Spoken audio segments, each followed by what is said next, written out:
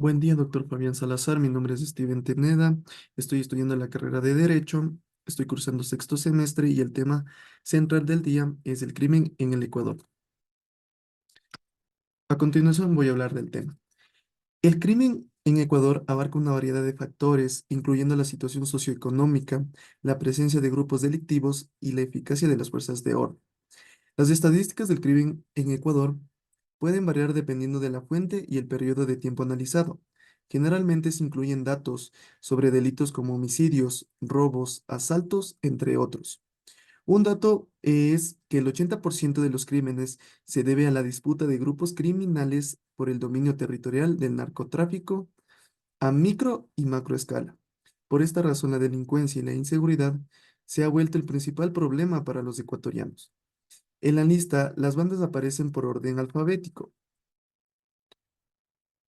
y algunos de los nombres sobresalen por el alcance de sus operaciones a lo largo y ancho del territorio ecuatoriano, como lo son los choneros y los lobos. Estas dos bandas se encuentran entre las cinco principales organizaciones delictivas de América Latina. Precisamente, las dos que son cabecillas de estas bandas son Adolfo Macías alias Pito, de los choneros, y Fabricio Colompico, alias del Salvaje, jefe de los Lobos. El auge de las bandas criminales en Ecuador se debe, según los analistas, a la transformación que ha sufrido el país en los últimos años en cuanto a su rol en el narcotráfico mundial. Al haber más droga, hay más dinero, lo que intensifica la disputa por el control del negocio del narcotráfico en suelo ecuatoriano. Ahora voy a explicar sobre las principales rutas del narcotráfico en Ecuador.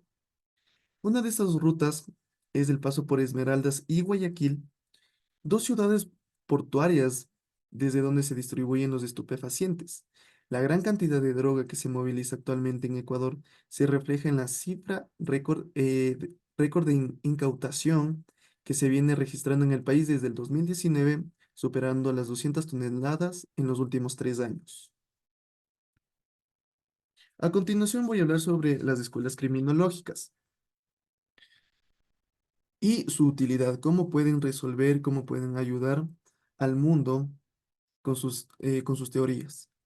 Con respecto al perfil del criminal y su comportamiento desviado a lo largo del tiempo y la influencia de ello en el entorno social, lo que genera es analizar desde un punto de vista la ciencia criminal, sobre las transformaciones tangibles a la construcción de la imagen del criminal.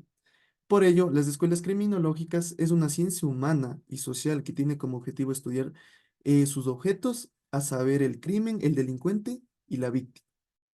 Algunas de las escuelas es una de ellas la escuela clásica, junto a la positivista.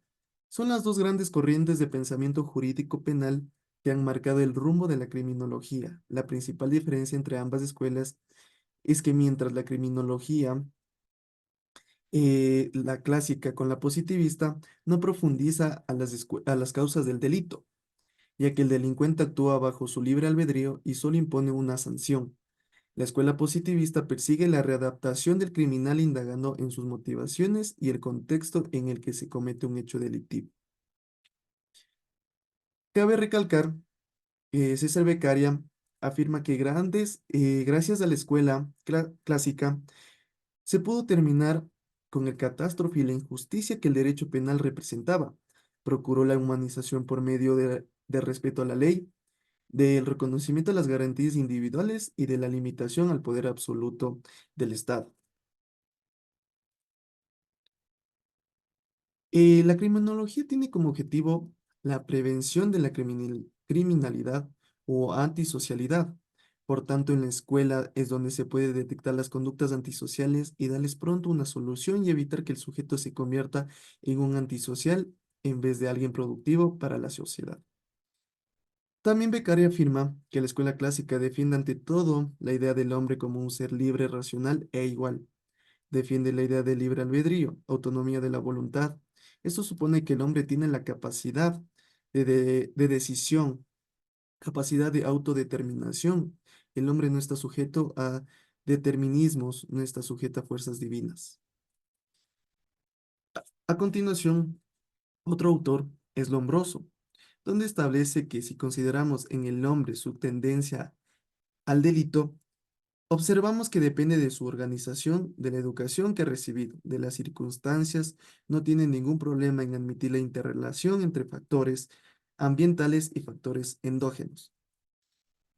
El Lombroso clasifica a delincuentes como el delincuente nato, el delincuente loco moral, que se representa como una especie de idiota moral que no puede elevarse a comprender el sentimiento o por la educación. Esa se estacionó en la práctica. Son diferentes de efectivos y cuando entran en colisión con la ley, la indiferencia se transforma en odio, venganza, ferocidad, en la convicción de tener derecho a hacer el mal.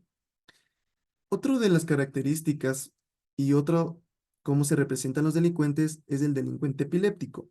Es un delincuente violento y agresivo. Serán los delincuentes que cometan delitos gravísimos sin experimentar ningún tipo de remordimiento. El otro es el delincuente loco, el delincuente ocasional, que no es aquel que busca la ocasión para delinquir, es aquel que se siente atraído por el delito. Nace con malas enseñanzas, o bien cae en el delito por razones insignificantes. Y por último, es el delincuente pasional, es aquel que comete el delito teniendo como substrato la dolencia o alguna pasión.